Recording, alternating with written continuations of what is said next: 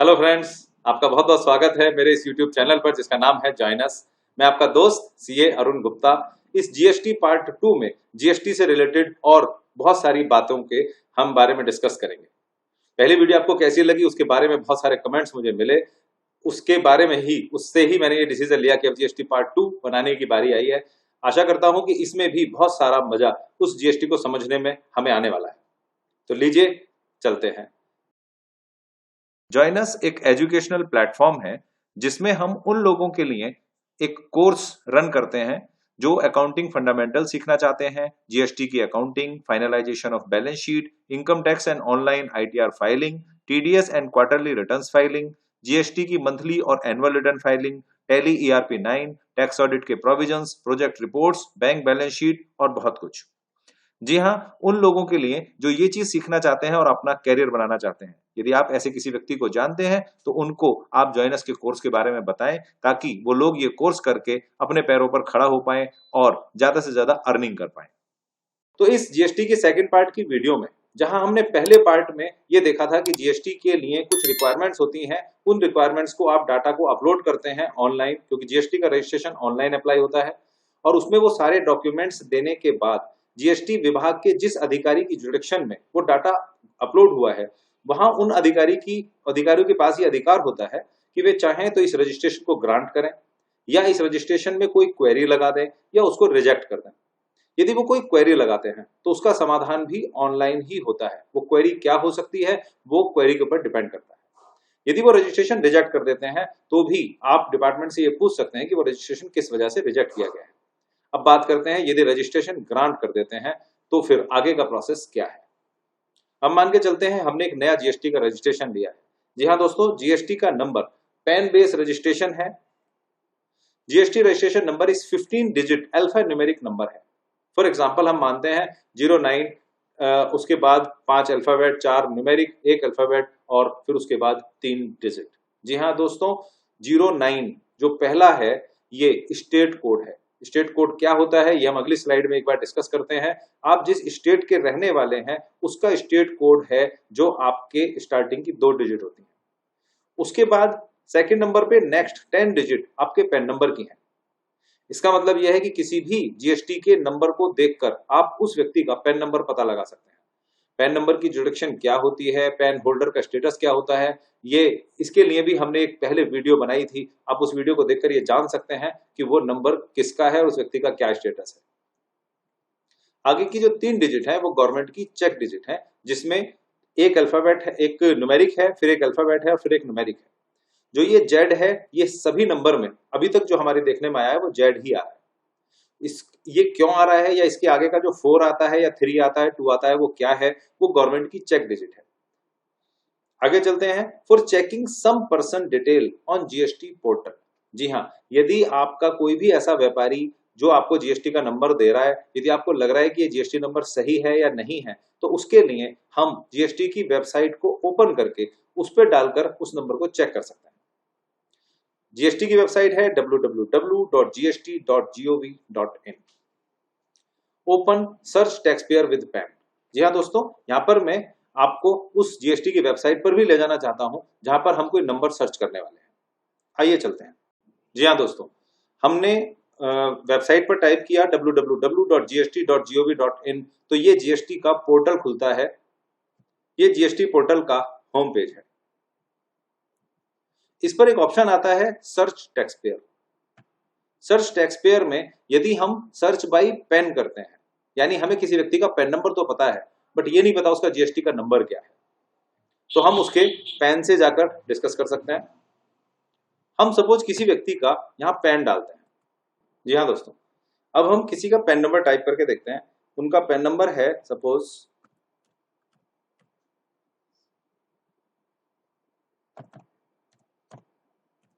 मैंने किसी का पैन नंबर टाइप किया है, उसके बाद उनकी एक जो नीचे इमेज आती है वो डाला है। इसको सर्च करते हैं तो ये निकल कर आता है सर्च बेस पे कि ये उनका रजिस्ट्रेशन नंबर है।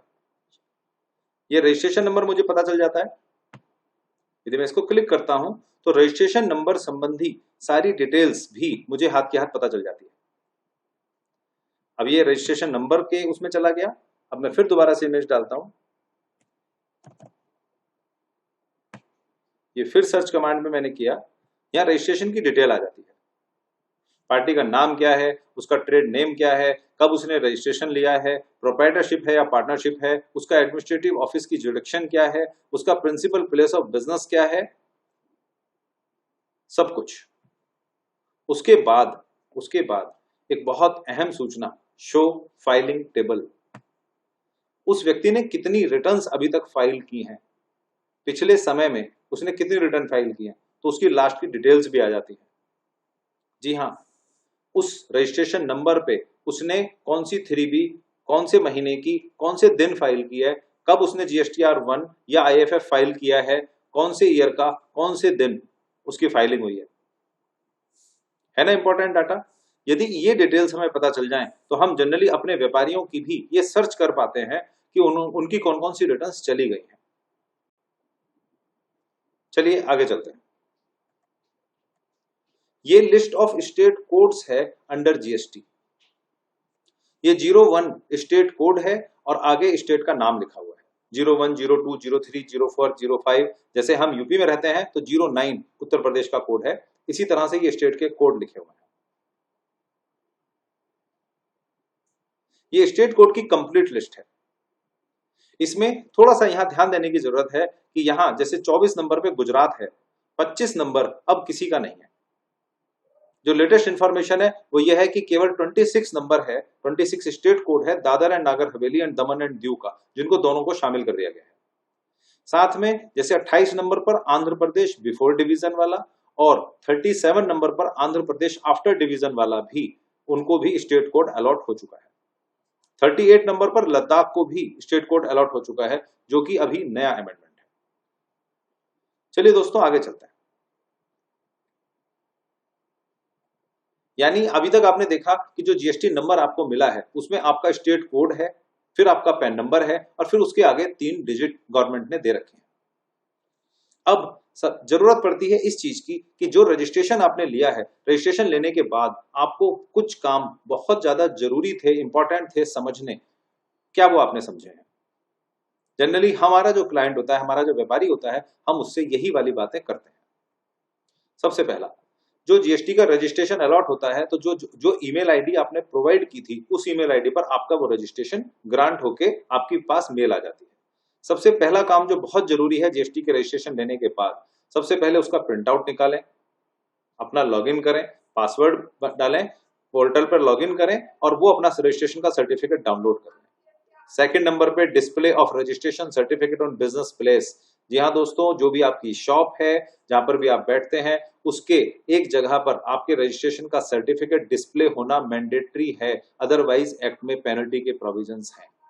तो ध्यान रखना, यदि आपने अभी तक भी अपना GST का रजिस्ट्रेशन का सर्टिफिकेट वहां पर टैग करके या प्रिंट करके या फ्रेम करके नहीं लगा रखा है तो कहीं कुछ बहुत बड़ी गलती है। आगे बात करते हैं, mention GST number on your holding और बोर्ड। जो भी शॉप के ऊपर आपका बोर्ड लगा हुआ है जिस पर आपका नाम लिखा रहता है, आप किन चीजों में डील करते हैं वो लिखा होता है, वहां पर अपना GST नंबर भी जरूरी से प्रिंट करा दें। यदि GST विभाग के अधिकारी सर्वे पर आते हैं और उनको ये पता चलता है कि होल्डिंग नहीं लगा है या होल्डिंग पर GST नंबर नहीं लगा है तो वो रजिस्ट्रेशन को रिजेक्ट कर सकते हैं, ऐतराज कर सकते हैं। आगे चलते हैं। GST का रजिस्ट्रेशन लेने के बाद सबसे ज्यादा जरूरत होती है आपको अपना बैंक अकाउंट खोलने की। जी हाँ, करंट अकाउंट खोलने की, बिजनेस का अकाउंट खोलने की। Open A bank account and update details on portal. और जब भी आपका बैंक अकाउंट खुल जाए, उसकी डिटेल्स को, उस बैंक अकाउंट नंबर को, अपने उस कौन सा बैंक है, उसका IFS कोड क्या है, वो वाली डिटेल्स पोर्टल पर टाइमली अपडेट कर दें, अदरवाइज आपका पोर्टल लगातार एक पेंडेंसी दिखा रहा है। उसके बाद आपको अपनी बिल बुक प्रिंट करानी होती है। बिल बुक एज पर फॉर्मेट, चाहे आप मैनुअल बिल काटें या कंप्यूटराइज काटें, बट उसका एक निर्धारित फॉर्मेट है। उस फॉर्मेट के अकॉर्डिंग ही आपको अपना सेल बिल बनाना चाहिए। जो बिल नंबर होगा वो 001 से स्टार्ट होगा और हर साल एक नई बिल बुक 001 से स्टार्ट होनी चाहिए। आप ऐसा ना हो कि आप मार्च में कोई 200-300 नंबर की जो है वो बिल 300, सपोज आप 300 तक के बिल काट रहे हैं और 1 अप्रैल से आप 301 नंबर से काटना शुरू कर दें, वो गलत है। आपको 001 से एक नई बिल बुक प्रिंट करनी चाहिए। टैक्स रेट 0%, 5%, 12%, 18% या 28% आपके किस आइटम पर कौन सा टैक्स रेट है, ये जानने के लिए यदि मैं ट्रेडर की हम बात करें तो ट्रेडर के पास तो परचेज का बिल है, जिस आइटम को उसने परचेज किया है उसने वही आइटम सेल करना था, तो जो परचेज के बिल पर रेट लिखा हुआ है उसी रेट से उसको सेल का बिल काटना है। रेट कब डिफरेंस हो सकते हैं, जब आप मैन्युफैक्चरर हो, यानी आपका रॉ मटेरियल किसी और टैक्स रेट से आता है और आपका फिनिश प्रोडक्ट पर टैक्स रेट कुछ और है, उस कंडीशन में आपको चेंज करने की जरूरत है। अदरवाइज ट्रेडर के केस में तो वही टैक्स रेट रहना है जो उसके परचेज के बिल पे पड़ा हुआ है। HSN कोड जो हमने अभी पिछली वीडियो में भी देखा था, harmonise system of nomenclature, her product का एक HSN कोड है, उस HSN कोड को अपने सेल के बिल पर जरूर मेंशन करें। HSN कोड क्या होगा, अगेन फिर वही जो परचेज के बिल पर डला हुआ है उसी HSN कोड का माल आप सेल कर रहे हैं। In case of traders as mention on purchase bill, always give GST number to your supplier, जिससे भी अब आप माल खरीदेंगे उसको आप अपना GST नंबर जरूर से बता के चलें। वो GST नंबर आपके बिजनेस प्लेस पर भी लिखा हुआ है, वो रजिस्ट्रेशन नंबर आपकी होल्डिंग आपके बोर्ड पर भी लिखा हुआ है, वही रजिस्ट्रेशन नंबर आपकी बिल बुक पर भी लिखा हुआ है, सब जगह से वो रजिस्ट्रेशन नंबर लिखा हुआ है, उसको ही आप कॉपी करके अपने सप्लायर को दे सकते हैं कि भाई मेरा रजिस्ट्रेशन नंबर ये है। तो जितना भी परचेज आप करेंगे उस परचेज करने पे आपको उसका ITC मिल पाएगा। ITC क्या होता है ये हम आगे देखेंगे। यदि आप सेम स्टेट में सेल करते हैं, यदि आप यूपी के व्यापारी हैं और यूपी में ही सेल करते हैं तो उसको हम इंट्रा स्टेट सेल कहते हैं, यानी आपको CGST और SGST चार्ज करना होता है। यदि आपका आइटम सपोज 18% का है तो 9% CGST, 9% SGST आपको लगाना होगा।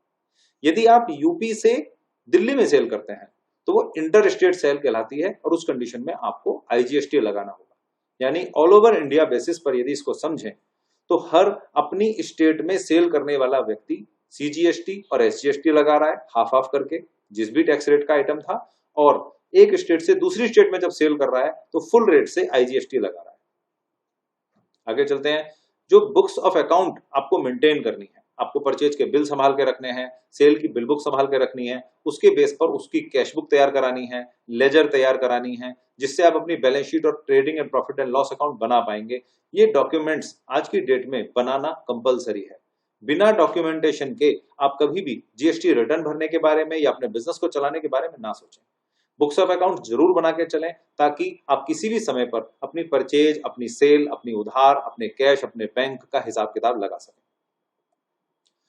उसके बाद ये समझना बहुत जरूरी है कि जिस दिन से भी आपने रजिस्ट्रेशन कराया है उस दिन से आपकी मंथली या क्वार्टरली या एनुअल जो भी रिटर्न्स की रिक्वायरमेंट आपकी है, रिटर्न्स के बारे में एक नई वीडियो मैं बनाऊंगा, उसमें हम रिटर्न्स के बारे में चीजों को समझ पाएंगे। अभी फिलहाल आप इतना समझिए, यदि आपकी कोई भी टर्नओवर किसी पर्टिकुलर महीने में नहीं भी रही है तो आपको निल की रिटर्न फाइल करनी है, बट GST में रजिस्ट्रेशन लेते ही रिटर्न फाइलिंग मैंडेटरी है।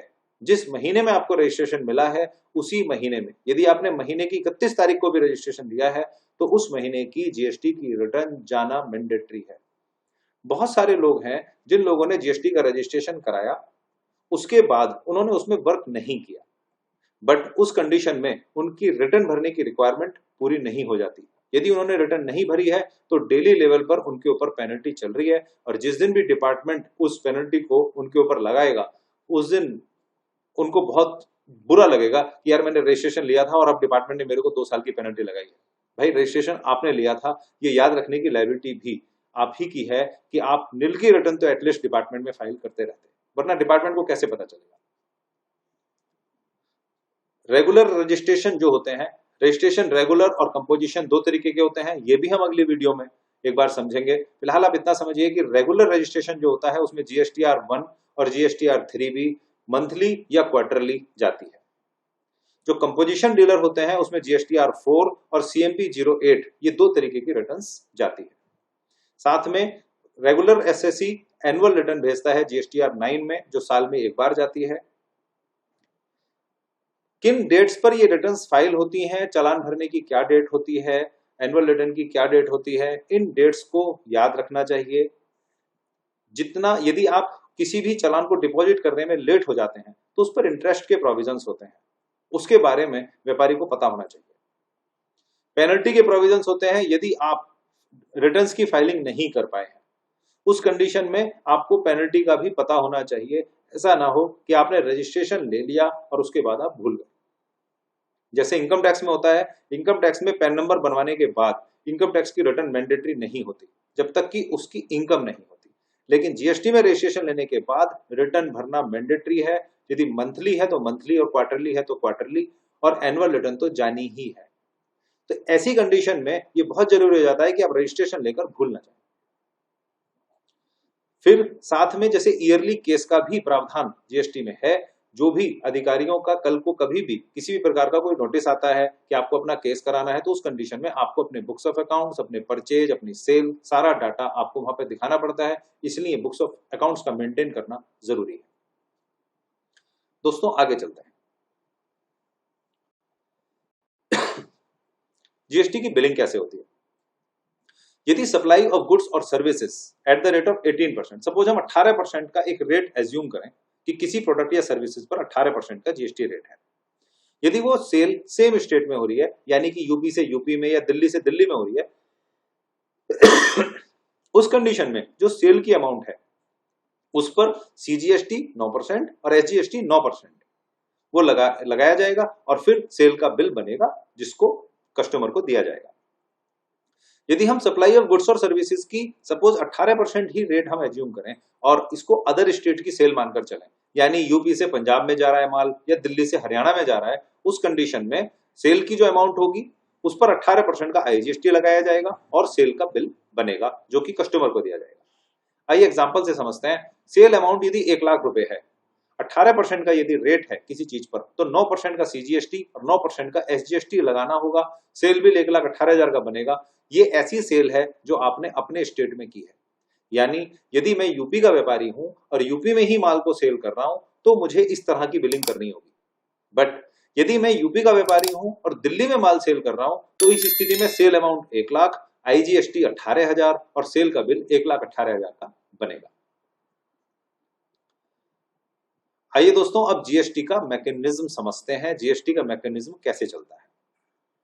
सपोज एक एग्जांपल लेते हैं, मैसर्स एबीसी एंड कंपनी जो दिल्ली में है, उसने गुड्स सोल्ड किया मिस्टर एक्स को जो यूपी में है। सपोज आइटम का टैक्स रेट 5% है और सेल की अमाउंट का बिल 1 लाख रुपए का है, तो उन्होंने 1 लाख रुपए, क्योंकि अदर स्टेट की सेल है इसका मतलब आईजीएसटी 5%, 5,000 रुपए, और टोटल सेल 1,05,000 रुपए का माल मैसर्स एबीसी एंड कंपनी ने मिस्टर एक्स को बेच दिया। मैसर्स एबीसी एंड कंपनी के लिए ये 5,000 रुपए आउटपुट जीएसटी है, यानी कि इस कंडीशन में उनकी टैक्स लायबिलिटी 5,000 रुपए निकल रही है। मे बी पॉसिबल कि उनके ऊपर ये चालान में जमा कराना हो, या हो सकता है वो अपने इनपुट टैक्स का बेनिफिट ले पाए। इनपुट टैक्स क्या होता है?